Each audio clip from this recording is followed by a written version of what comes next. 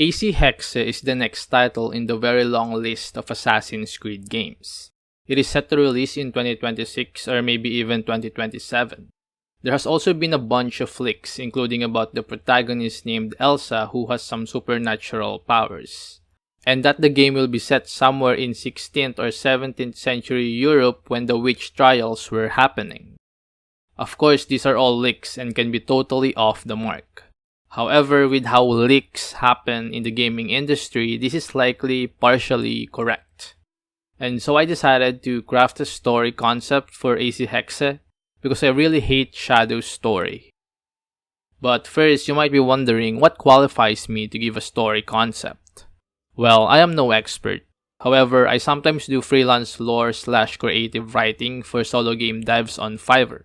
I have worked on over 100 orders and I have a perfect rating. So yeah, I do like to think I may have a bit of experience to give out some advice regarding story. But just a little. Anyway, here's the story concept. So let's start with the plot. So I want Hexe to be a Templar game. By this, I just mean that the main story will revolve around the ideas of the Templar Order, meaning, purpose, order, and all that jazz. But how do we go about it? I mean, the witch trials reek of Templar plots, right?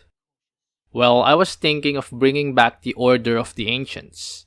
And I know that Eivor technically wiped them out from England, which became the foundation to the establishment of the Templar Order. But I bet there are other branches from other places, right?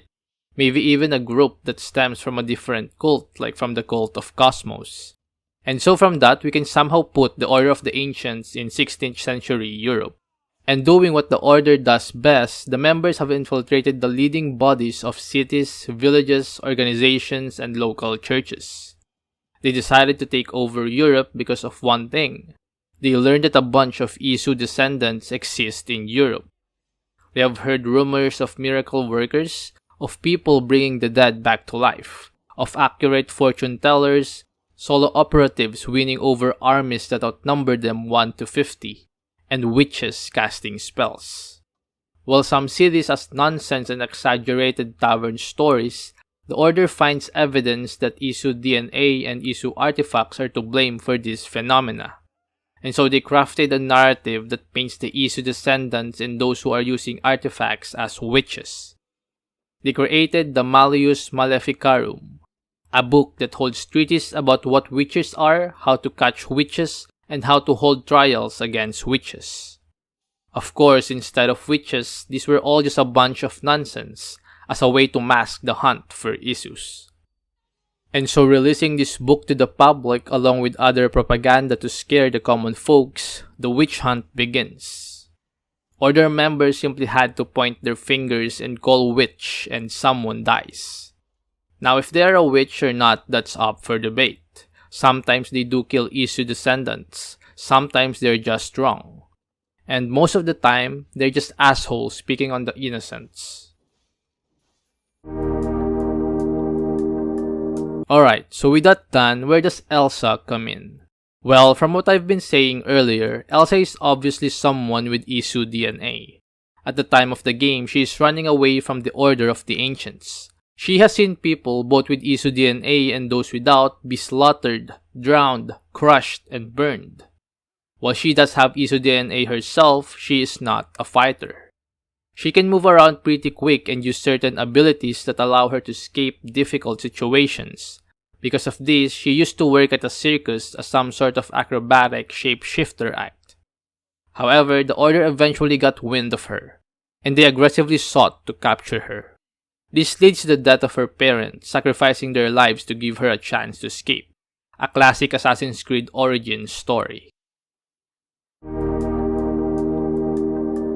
Elsa, while on the run, meets a Templar agent. I'm thinking here of a scene where Elsa will be surrounded by soldiers, almost caught. But then a Templar knight rides into the scene, clad in steel armor, wielding a sword and a shield, and just dominates and obliterates the soldiers attacking her. But what do the Templars want here, right? Well, the Templars are also looking for the Isu descendants and artifacts.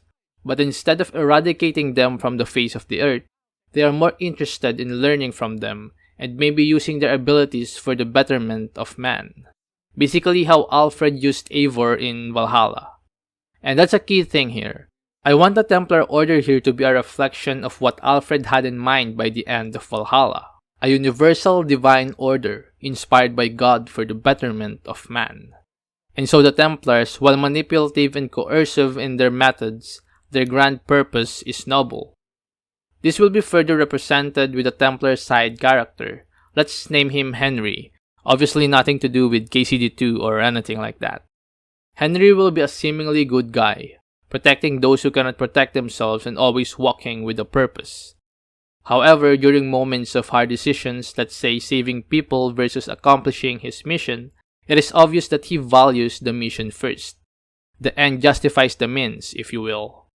Now he won't be a companion of Elsa or a playable second character. He will just really be a side character.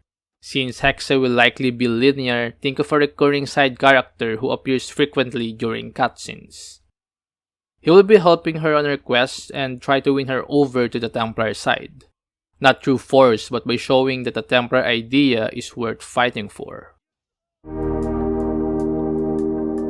Obviously, we can't forget the assassins. It's the namesake.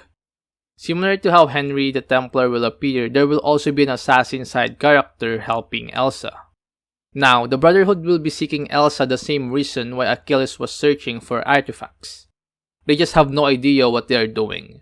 They're just trying to oppose the Templars because that is what their shareholders taught them. Mentor taught them. Basically, the assassins will learn that the Templar Order is operating somewhere in Europe. So they send out an agent to put a stop to this. But as the assassins see how Henry the Templar treats Elsa and others, they themselves will be double guessing their mission. But indoctrination is powerful, and so the assassin will eventually try to kill Henry. This action will lead Elsa to make a crucial decision.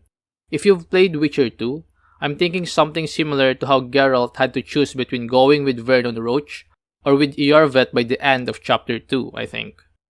And so from the point of the decision to until the second to the last chapter or something, the game will change based on a decision to join a Templar or an assassin. This will also create a different player experience that will question the philosophy of both Templars and assassins. However, since I mentioned I wanted this to be a Templar game, the last chapter will be more of an Order of the Ancient versus the Templar Order. Elsa will be caught amidst an all-out war between the two factions. The assassins will help her navigate around this battlefield, not to kill but to parkour around it and avoid getting killed by stray arrows, bullets, cannons, and whatever else that can kill her. Then at the end of the battle, Henry the Templar will be there, standing in the middle of the field, back full of arrows, armor filled with dings and breaks. Blood drips from the side of his head and he is breathing heavily. But he stands there tall with his brothers, the victors of Christ. And Elsa, well, she has now to make one final decision. Run to Henry, to the hands of the Templars, or flee the war-torn lands with Assassin. The choice is yours. Okay, so that ending might need a bit of work, but the overall concept seems decent enough for what I would want to. Let me know what you guys think.